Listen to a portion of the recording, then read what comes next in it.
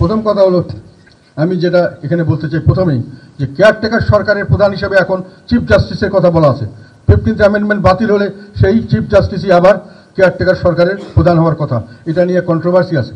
অনেক জাজরা মনে করেন, অনেক জুডিশিয়ারির অনেক সিনিয়র মানুষরা মতামত দিয়েছেন যে জুডিশিয়ারিকে পলিটিক্সের মধ্যে আনাটা ঠিক হচ্ছে না। Judiciary should be above everything, above judiciary independence রাখতে হবে এবং তাদের সম্মান এবং পবিত্রতা রক্ষা করতে হবে।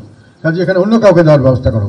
আমি এখানে প্রস্তাব করতে চাই এই প্রেসিডেন্টকে, যে 3/4 মেজরিটির প্রেসিডেন্ট, ওনাকে এই জায়গায় কেয়ারটেকার সরকারের প্রধান হিসাবে দায়িত্ব পালনের জন্য মনোনয়ন দেওয়া দিতে পারে। উনি কেয়ারটেকার সরকারের পরবর্তী সরকার আসবে, পরবর্তী সরকার গঠন করার পরে আবার প্রেসিডেন্ট কে হবেন আবার ঠিক হবে, অথবা উনাকে রাখতে চাইলে রাখবেন। 2 বারের বেশি উনি থাকতে পারবেন না। সেকেন্ড হলো, ওনার যে ক্ষমতার সবচেয়ে বড় সেটা হচ্ছে 48 আর্টিকেল 48-এর 3 নম্বরে বলা আছে যে উনি শুধু প্রধানমন্ত্রী নিয়োগ এবং চিফ জাস্টিস নিয়োগ ছাড়া আর সব ব্যাপারেই ওনাকে প্রধানমন্ত্রীর মতামত দিয়ে করতে হবে। মতামত দেওয়ার জন্য সংবিধানে বলা আছে, এবং যেহেতু এখনকার বর্তমান পরিস্থিতিতে উনি যা বলবেন তাই করতে হবে, কাজে এর মাধ্যমে কিন্তু প্রধানমন্ত্রী হাইকোর্টকেও উনি কন্ট্রোল করতে পারেন, জুডিশিয়ারিকে, অন্যান্য কনস্টিটিউশনাল বডি সবগুলোকে প্রধানমন্ত্রী কন্ট্রোলে আনা যায়। যেহেতু প্রেসিডেন্টের মাধ্যমে যেগুলো দেওয়া হচ্ছে, প্রেসিডেন্ট ওনার সঙ্গে কথা ছাড়া হাইকোর্টের কোনো জাজ নিয়োগ করতে পারবেন না, চিফ জাস্টিস নিয়োগ করতে পারবেন না, উনি কোনো দুর্নীতি দমন কমিশনের কাউকে নিয়োগ করতে পারবেন না, উনি কোনো নির্বাচন কমিশনার নিয়োগ করতে পারবেন না, সব করতে হবে প্রধানমন্ত্রীর নির্দেশে। এবং সেই কারণেই প্রেসিডেন্টকে এইটা থেকে ছুটানোর জন্য 48(3)কে আমি একটা সংশোধনী প্রস্তাব দিয়েছি। সেখানে বলেছি প্রধানমন্ত্রীর নির্বাচন পরে উনি দেবেন স্বাভাবিক মেজরিটি পার্টি, আর চিফ জাস্টিসকে উনি দেবেন ইন্ডিপেন্ডেন্টলি, আর বাকিগুলোকেও উনি দেওয়ার জন্য সংবিধানে আমাদের সেইভাবে ব্যবস্থা রাখতে হবে, এবং সেই ব্যবস্থাটা প্রধানমন্ত্রীকে বাদ দিয়ে করতে হবে অন্যভাবে, সেটা আমরা প্রস্তাব করেছি।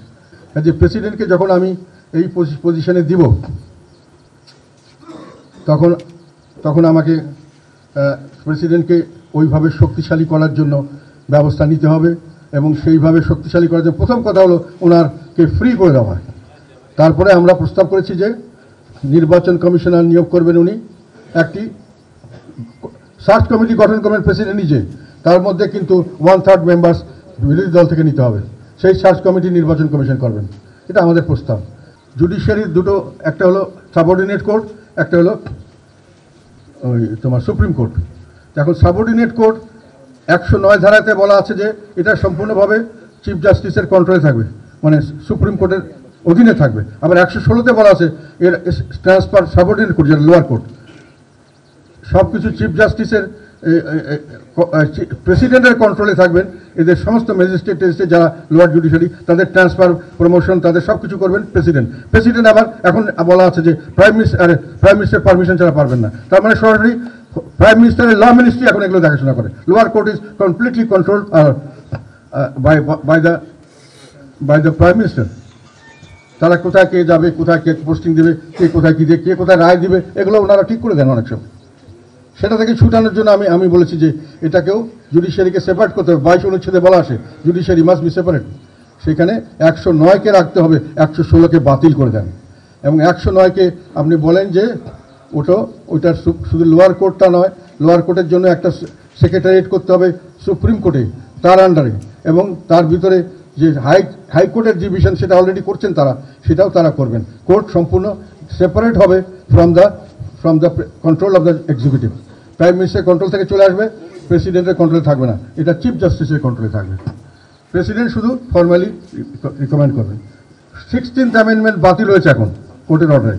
16th অ্যামেন্ডমেন্টে কিন্তু একটা ডেঞ্জারাস জিনিস ছিল, সেটা হলো প্রাইম মিনিস্টার, মানে নিয়ম ছিল যে 2/3 মেজরিটি হলে যে কোনো জাজকে বের করে দেওয়া যাবে পার্লামেন্টে।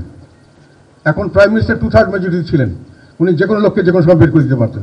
জুডিশিয়ারিতে উনি অ্যাপয়েন্টমেন্টে উনি দিচ্ছেন through the prime minister, through the president, এবং উনি বের করে দিচ্ছেন উনি। এই কন্ট্রোলটা ওনার হাতে থাকলে জুডিশিয়ারির কোনো ইন্ডিপেন্ডেন্স কখনোই থাকতো না। প্রাইম মিনিস্টার যেমন সংসদকে কন্ট্রোল করতেন, 100% জুডিশিয়ারিকে কন্ট্রোল করতেন।